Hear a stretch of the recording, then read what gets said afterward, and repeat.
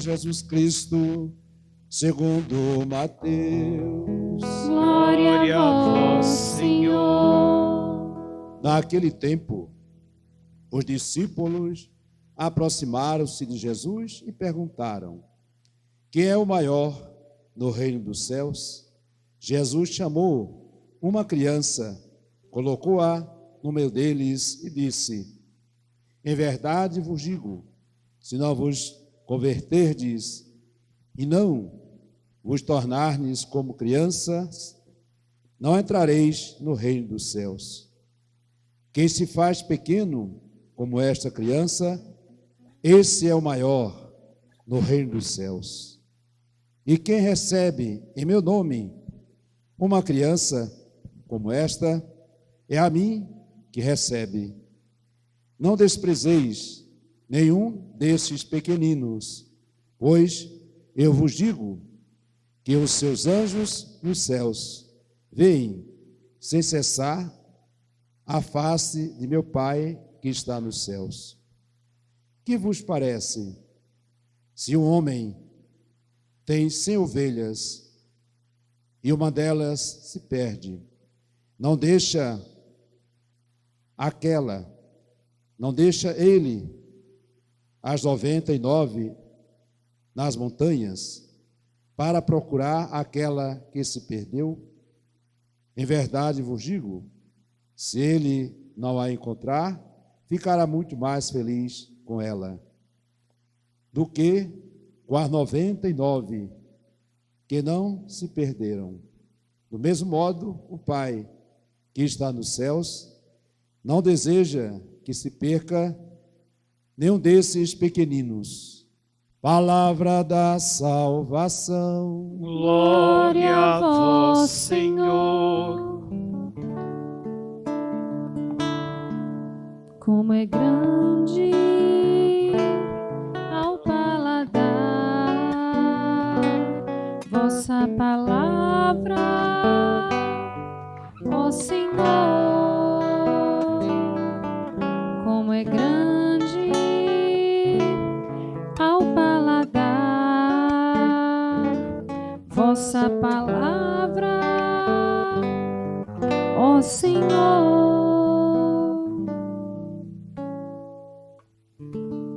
Família, lugar ideal para refletir o amor de Deus, que se inicia no sacramento do matrimônio, que vem abençoado por Deus desde o início da criação.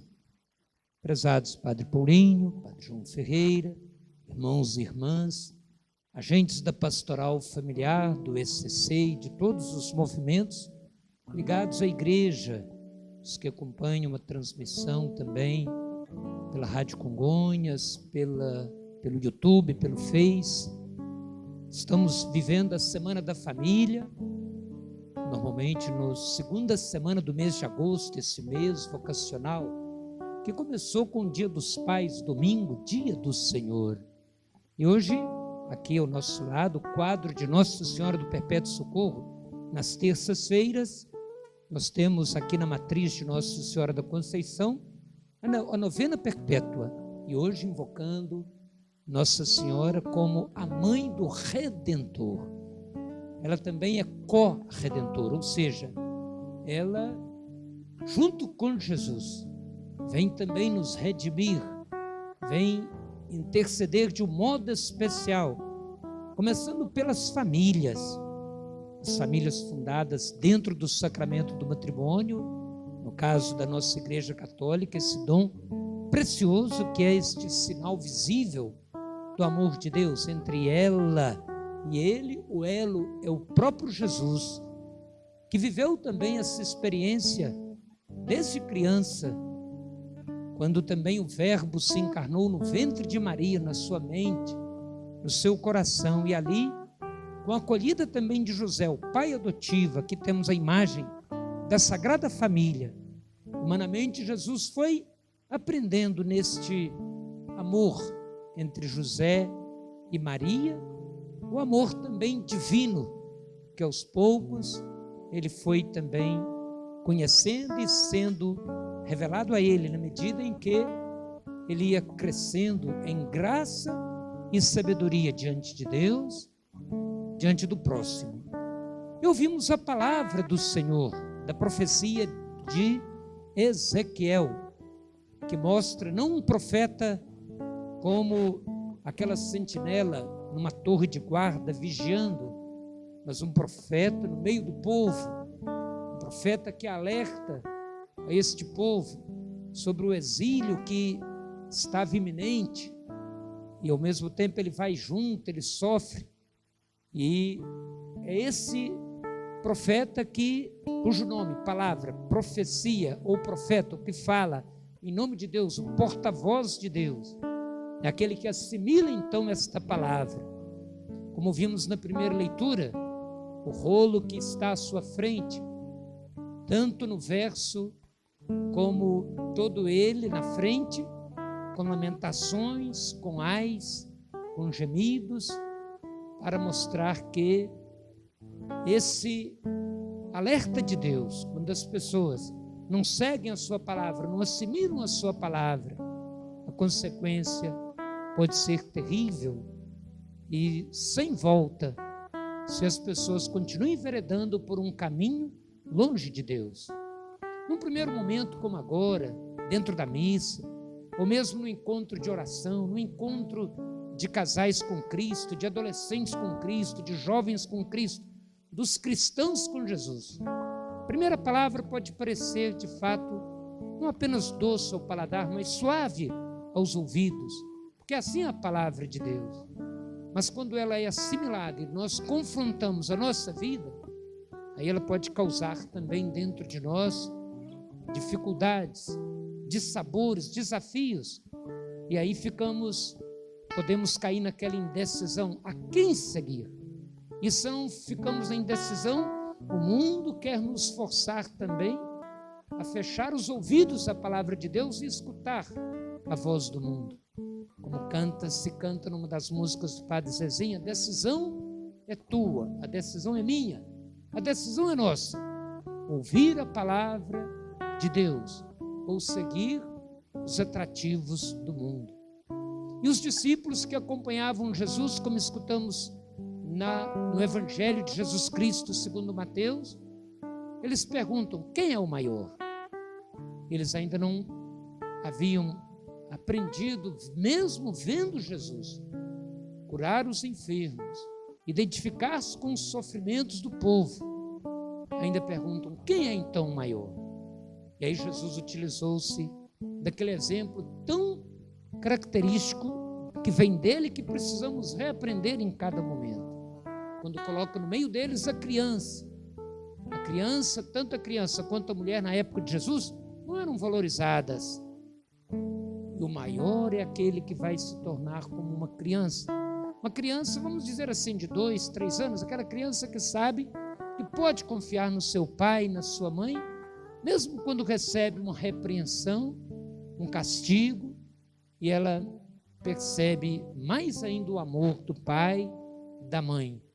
Por isso, nesta semana, dedicada de um modo especial à família, a hora da família, assim é chamado o roteiro que é apresentado às famílias neste mês de agosto, nós temos hoje esse tema, família e matrimônio.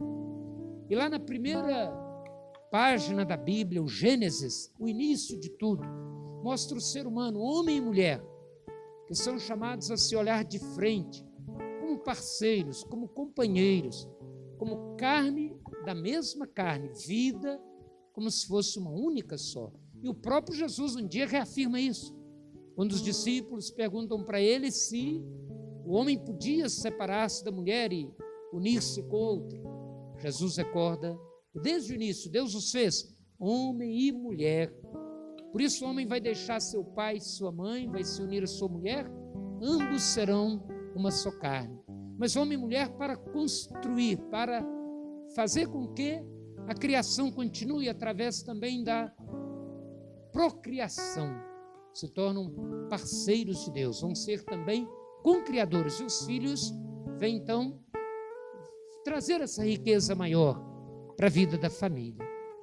E nesse tema, então, de hoje, família e matrimônio, a hora da família, nos apresentam de um modo especial 5 aspectos para que a família possa vivenciar esse ideal que é o sacramento do matrimônio, como o sacramento da ordem, o sacramento do serviço. Eu e minha família serviremos o Senhor.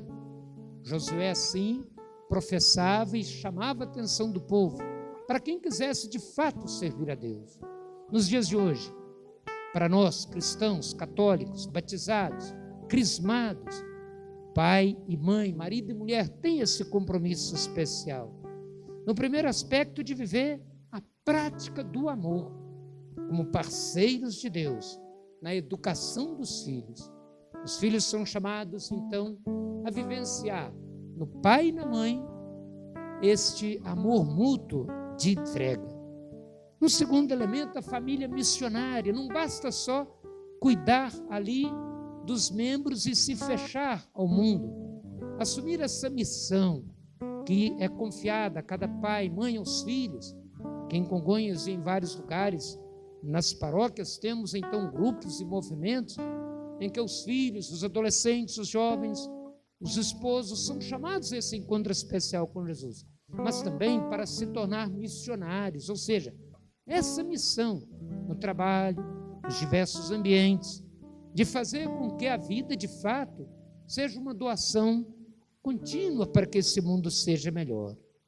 Um terceiro elemento, os membros da família, pais, filhos, são chamados também a ser uma presença de Cristo no cuidado mútuo e no amor mútuo de um pelo outro. Essa presença de Jesus. Sendo membros do Cristo, um só corpo, um só coração, no diálogo, no respeito, um quarto elemento, a inserção na igreja. A inserção na igreja para que o egoísmo seja vencido e eles possam se autoajudar e ajudar os que se aproximam também. Inserir-se na igreja para que de fato a família seja essa célula mãe, em que a igreja se torne também doméstica, missionária, caridosa, misericordiosa. E o quinto elemento, o crescimento também no meio das crises, das dificuldades, como as que vivemos, na dor, na doença, mas também na saúde, nas questões, por exemplo, financeiras, quando vem o desemprego, quando vem as dificuldades de ter o pão na mesa. Então, nesses momentos de crise, a família é chamada a experimentar também um crescimento relacional, um crescimento espiritual. É como se a família estivesse num barco. Pai e mãe são os condutores, os filhos, os tripulantes. Mas nesse barco está também Jesus, para levar ao caminho certo. Por isso, irmãos e irmãs, peçamos então a Nossa Senhora do Perpétuo Socorro, aqui venerada também como Nossa Senhora da Conceição Imaculada, para que os membros da família vivam bem a sua fé. Uma das músicas do Padre Zezinho, que era cantada em alguns tempos, e às vezes nos encontros também de espiritualidade, mostram um lar onde os pais ainda se amam, os filhos vivem como irmãos, o lar onde não falta o abrigo, onde todos comungam do mesmo pão. Seja assim também as famílias do Brasil. Vamos ver se a gente se lembra aqui da melodia. É fácil pegar aí também no violão nosso querido Joãozinho, né, que está aí junto também hoje com a Fernanda nos ajudando. Um lar onde os pais ainda se amam e os filhos ainda vivem como irmãos. Um lar onde os pais encontram abrigo e os filhos todos partilham do mesmo pão, onde todos são por um e um por todos, onde a paz criou raízes e floriu, um lar assim feliz. Sejam sonhos das famílias do Brasil. Isso aí, um lar assim feliz seja um sonho das famílias do Brasil. E no final, Fernanda vai ajudar a cantar também junto.